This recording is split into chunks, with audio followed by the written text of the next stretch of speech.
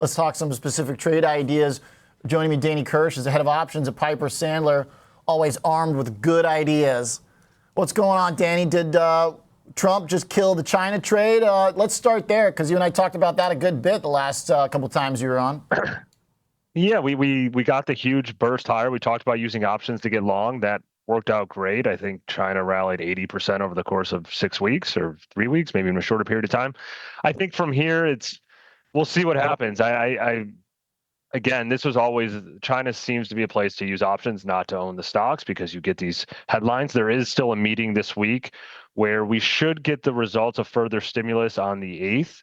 So we'll see if China does more to stimulate the economy. The other thing to think about is Elon Musk's role in the cabinet, like what type of impact he'll have on the U.S. relations with China. I know Tesla has a big business in China, so that might soften the blow to some extent. And yes, Chinese stocks are underperforming, but where we're seeing huge underperformance is Europe, which is kind of interesting, and I think that ties in with this huge dollar strength. So if you would have said 3 months ago Trump was going to win in a blowout, I'd expect China to be 10% plus, and it's down, but it's not massive for the extent of the victory.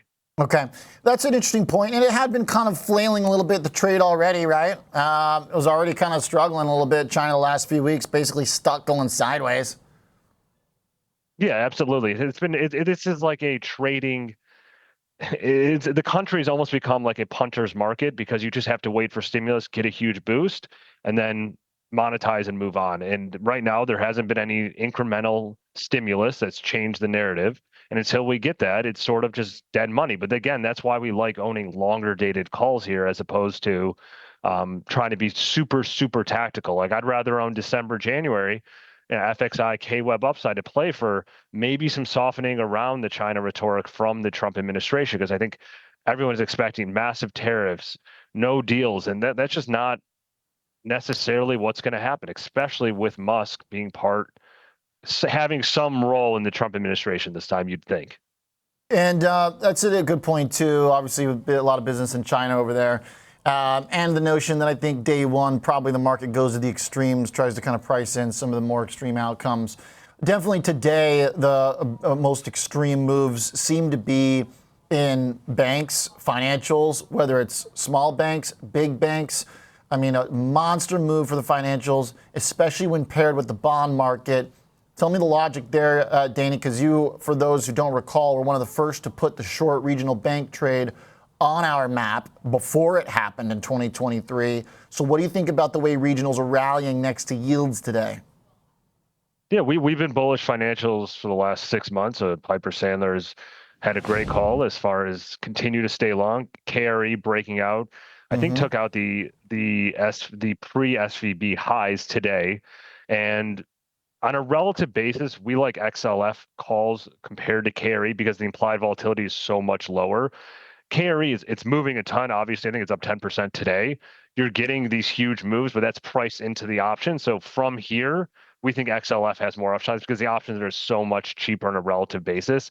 So we continue to like XLF upside. We wouldn't be short KRE, but here it just seems like it's less obvious because you can lose on implied volatility coming back down. And this whole story is this deregulation story where I heard the woman before mentioned, yeah, there'll be more deals. That's great for regional banks.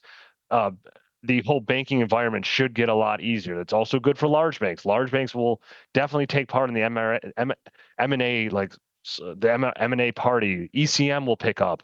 DCM will pick up. There'll be a lot more deals to be had. So I think financials will work from here. And if you look at from November 6th to December 31st in 2016, I get it's a different time.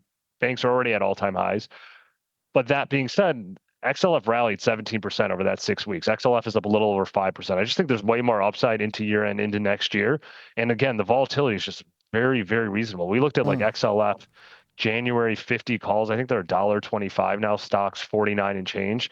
Just the break evens are de minimis. If you get another move like today over the next 3 months, which you'll have earnings, you'll have a few Fed meetings, you'll have you'll have like some clarity around what Trump will do on the policy side. There's just a ton of upside, and you're not paying a lot to get exposure to that upside. And this time around, is the yield curve more amenable to a functioning regional bank with long-dated maturities on their book, even though yields are going up nominally on the long end. The fact that it looks like it's more growth-oriented, is that better than what was happening a year and a half ago? It seems that it's also a steeper yield curve, and I think to some extent they've been wearing, steeper. They've been wearing this risk now for a few years, so it's been, they've sort of been able to wear this hold to maturity risk, de-risk to some extent. There's been mergers, there's been some failures, but from what's left, what's out of the rubble in this deregged market, they should have a lot more profitability going forward, assuming the long end of the curve doesn't blow out. And that's the risk. That's why we're a little hesitant on small caps. The small cap rally today, I think Russell's up 5%. I'm a little skittish there because of this move in rates. Like our strategy team has put out a great chart that just shows, when the 10-year over the last 4 years has gotten over 4.5%, that's when we start to see a little bit of pullback in the S&P. We see a little bit of pullback in S&P in Russell and Russell's futures positioning. If you look at now compared to like July of this year, July, you had that huge Russell rally on that low CPI print. Russell futures were super, super low into that CPI, were super, super negative, the positioning into that CPI print. So clients were very, very short Russell futures. You had that low CPI print, you had this massive squeeze. Now, I don't think people are super, super long Russell, but you can see from this chart, this is just net positioning amongst basically hedge funds in Russell. It's not short. It's not like it was in July. Yeah. It's gone a lot longer. It's a lot. I think people are there, and Russell's been. Yeah, it's not super long, but it's not super short. So I just think if you're betting on a further squeeze, that's over. That's today. And now if rates continue to move higher, we'll see what the Fed does tomorrow. I actually think the risk is they're too dovish and the long end blows out. But if they sort of stay on message, it should be okay. But if the long end keeps flowing, I think these small cap stocks could give back some of this huge, huge rally. And what we've seen is like chasing Russell on these big updates hasn't really paid off. It did in 2016, but I think we're in a different environment. All right, especially noted. where rates are. So it sounds like the better way to express the long trade then is through the financials right now versus. Absolutely. Okay. Hey, Danny, real quick, since you mentioned the Fed, I'm glad you do. Tomorrow, you've got a chart looking at the average absolute value moves around the FOMC. We're pricing in a, right now, what about average move? Yeah, like a 90-bit move, which we've moved 2.5% today. I actually think it's pretty cheap relative to how much we're moving today, relative to how much we moved in the past. This is just the historical moves around the S&P. That's a bar chart, the blue, and then the orange line is just the implied move. It's roughly 80 bips for tomorrow. Between any sort of like a continuation of the move today, plus the Fed, I think this is very, very cheap. You'll have, you could do everything pre-Fed and then you have the post-Fed. We like actually just owning S&P straddles for tomorrow on potential continuation of more volatility near term. Okay. 25 still a lock? Yeah, I mean, they're cutting 25, and then we'll see how dovish they're.